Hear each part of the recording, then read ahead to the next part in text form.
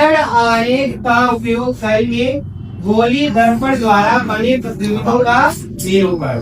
अच्छा, किरण आरेख का उपयोग करके गोली दर्पणों द्वारा बने प्रतिबिंब का जो नियम है वो कितने नियम है? कितने नियम है? पहला क्या है? पहला अवतल दर्पण की देखेंगे, ठीक, अवतल दर्पण। ये कौन सा दर्पण है? अवतल। इसके उभरे हुए तल पे क्या करते हैं? कलई। उभरे हुए तल पे क्या करते हैं? कलई। इस लाइन को क्या बोलते हैं? इस लाइन को क्या बोलते हैं? मुख्य। क्या बोलते हैं? मुख्य। अच्छा, किसको क्या बोलते हैं? ध्रुव। क्या बोलते हैं? ध्रुव। ये क्या है? ये क्या है? वक्रता केंद्र। ये क्या है? अनंत। एक। अच्छा, पहला नियम क्या है?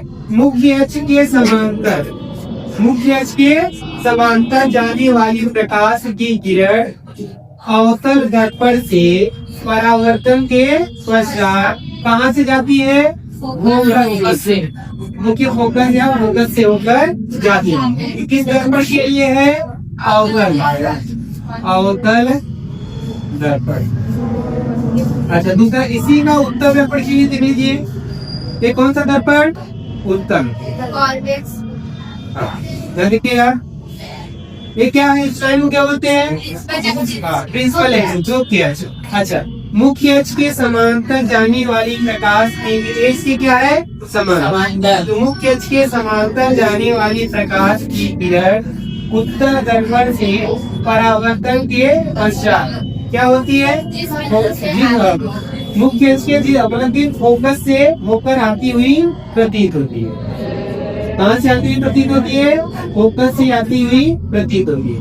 एक बोला इधर तो बनेगा, इसका फोकस यहाँ और इसका केंद्र यहाँ, इसका ए यहाँ देखिएगा। मुख्य अक्ष के समांतर जाने वाली प्रकाश की किरण उत्तल दर्पण से यहाँ टकराएगी। टकराने के पश्चात ऐसा लगता है कि फोकस से वो आ रही, फोकस से आती हुई प्रतीत होती है। ये क्या है? हमारा दूसरा नियम क्या है? देख लीजिएगा, देखिए इसी में देखिएगा दूसरा नियम।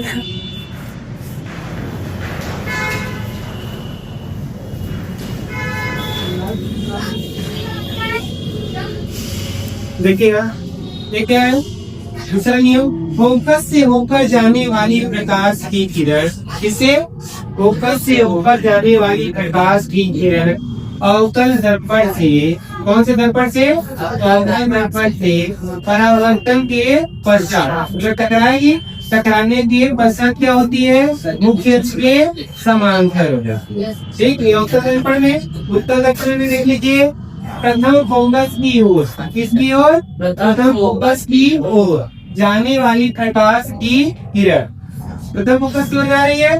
अच्छा, फिर क्या होती है? उत्तल दर्पण से, कौन सा दर्पण से?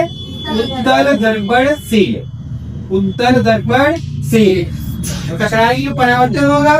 तो परावर्तन के पश्चात क्या होती है? मुख्य अक्ष के समांतर, मुख्य अक्ष के समांतर।